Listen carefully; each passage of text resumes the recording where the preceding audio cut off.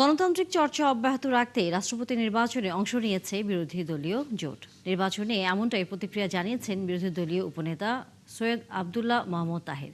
একই সুর দলটির জোটসঙ্গী দল এনসিপিরও। যদিও তাদের দাবি ৭০ অনুচ্ছেদের মাধ্যমে মত প্রকাশের স্বাধীনতায় হস্তক্ষেপ করা হয়েছে। মোহন ইসলামের প্রতিবেদন। দীর্ঘ ৩৫ বছর পর বাংলাদেশে রাষ্ট্রপতি পদে নির্বাচন। সংবিধানের ৭০ অনুচ্ছেদের ফলে দল বা জোটের বাইরে গিয়ে ভোট দেওয়ার বিধান নেই। ফলে হেরে যাবেন জেনেও অবসরপ্রাপ্ত কর্নেল অলি আহমদকে প্রার্থী করে বিরোধী দল, এবং হয়েছেও তাই। ১৬৭ ভোটের ব্যবধানে অলি আহমদকে হারিয়ে জয়লাভ করেন বিএনপি মনোনীত মির্জা ফখরুল ইসলাম আলমগীর। হারবেন জেনেও ভোটে অংশ নেওয়ার কারণ জানান বিরোধী দলের সদস্যরা। একটা আনুষ্ঠানিকতা হলো, আমরা সেই আনুষ্ঠানিকতায় একটা গণতন্ত্রের আবহ থেকে আমরা অংশগ্রহণ করলাম। কিন্তু আমরা মনে করি যে অবশ্যই বাংলাদেশকে যদি সামনের দিকে আমাদের এগিয়ে নিয়ে যেতে হয়, তাহলে গণভোটের যে রায়, সে রায় অনুযায়ী সামনের দিনে জুলাই সনদের পরিপূর্ণ বাস্তবায়ন। যদি জুলাই সনদকে কার্যকর করা হতো, সেক্ষেত্রে সংসদ সদস্যরা সত্যিকার অর্থেই স্বাধীনভাবে গোপন ব্যালটের মাধ্যমে ভোট দিতে পারত। উপনেতা জানান, গণতান্ত্রিক চর্চাকে অব্যাহত রাখতে তারা এই নির্বাচনে অংশ নেন। তারপর আমরা করছি এই জন্য যেটা আমি বলেছি, গণতন্ত্রের চর্চাটা এখানে যাতে ভালো হয়। তো এটা একটা কারণ। ২ নম্বর কারণ হচ্ছে আমাদের হিউজ নাম্বার অফ বিরোধী দলের সদস্য আছে, ইট ইজ অ্যারাউন্ড 90। সুতরাং সেখানে একটি নির্বাচনে অংশগ্রহণ করার মতো একটা সুযোগ যেহেতু আছে, এবং এটা পটেনশিয়াল একটা অপরচুনিটি ছিল, সেই জন্য আমরা নির্বাচনে অংশগ্রহণ করেছি। নতুন রাষ্ট্রপতি সবাইকে নিয়েই কাজ করবেন, এমনই প্রত্যাশা বিরোধী জোটের। আমরা আশা করি উনি প্রেসিডেন্টের শপথ গ্রহণ করার পর থেকেই একজন নিরপেক্ষ ব্যক্তিতে রূপান্তরিত হবেন। মোহন ইসলাম, ৭১, ঢাকা।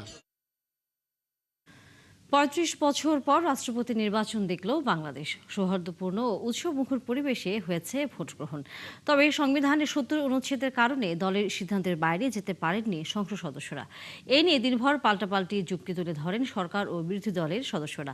অবশ্য সংবিধান সংশোধন কমিটির সভাপতি সালাউদ্দিন আহমেদ ইঙ্গিত, সামনের দিনে রাষ্ট্রপতি নির্বাচনে অবাধে ভোট দিতে পারবেন সংসদ সদস্যরা। ফারজানা আক্তারের প্রতিবেদন।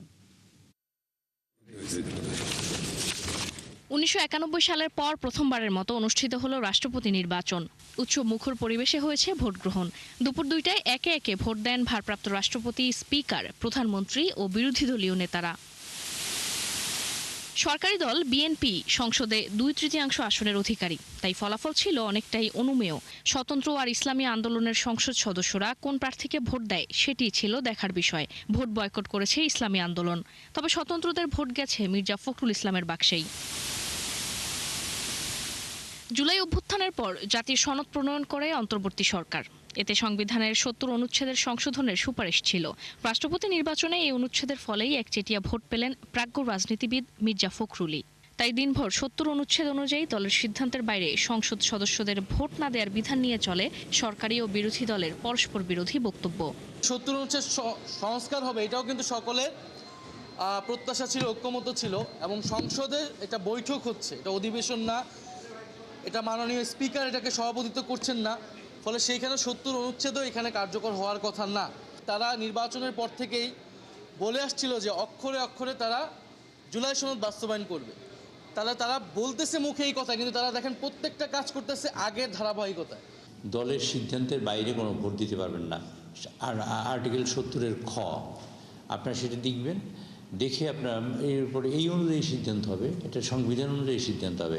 অবশ্য এই সংসদেই সংবিধান সংস্কারের কমিটি করেছে সরকারি দল বিএনপি। সেই কমিটির সভাপতি ইঙ্গিত দিলেন, ভবিষ্যতে রাষ্ট্রপতি নির্বাচনে অবাধে ভোট দিতে পারবেন সংসদ সদস্যরা। ভবিষ্যতে যে সংবিধানের সংশোধনী আসবে, ৭০ দ্বারাতেও পরিবর্তন আসবে। সবাই মনে করে ৭০ অনুচ্ছেদে এই দুইটা বিষয়ে সংসদ সদস্যদের স্বাধীনতা থাকবে না।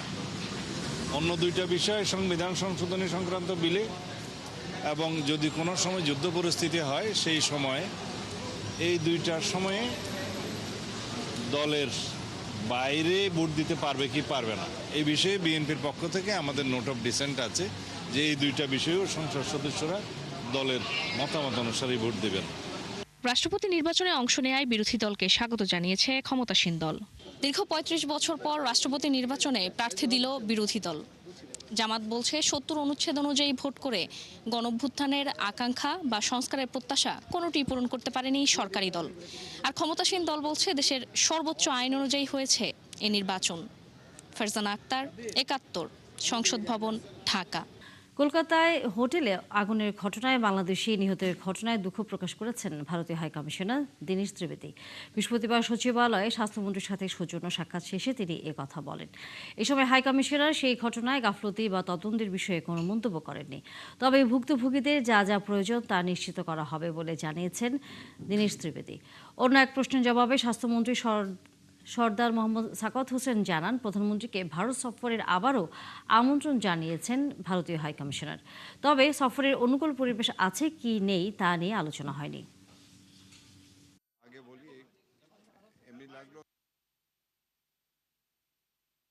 একটা কার্সি কল ছিল, যা হয়, আর বেশি কিছু হয় না। জাস্ট কার্সি, খুব ভালো লাগলো। আর যা আগে বলি, এমনি লাগলো যে অনেক দিন থেকে ওনার চেনাশোনা আছে, আর খুব ভালো লাগলো। সবাইকে আমার শুভেচ্ছা, প্রীতি, ভালোবাসা। একটা অ্যাক্সিডেন্ট হয়েছে কলকাতাতে, আমরা দেখতে পেয়েছি। এটা খুব দুঃখের কথা। আর ওইখানে যা যা করা আছে অ্যাজ ফার আমরা নিশ্চয়ই করব, কিন্তু খুবই দুঃখের কথা। কোনো গাফিলতি ছিল কিনা একটু জানতে চাইছিলেন, করবেন কিনা একটু যদি বলে যান।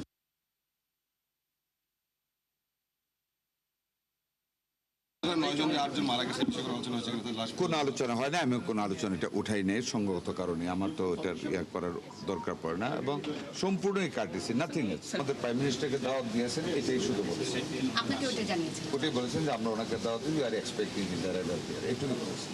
অনুকূল পরিবেশের বিষয়ে কি আজকে কোনো কিচ্ছু আলাপনে আমি উত্থাপন, it is the matter of our foreign minister. চলছে সংবাদ সংযোগ। সরাসরি সংবাদ অনুষ্ঠান দেখতে চোখ রাখুন ৭১-এর ফেসবুক পেজে এবং সাবস্ক্রাইব করুন ৭১-এর ইউটিউব চ্যানেল। থাকুন ৭১-এর সাথে।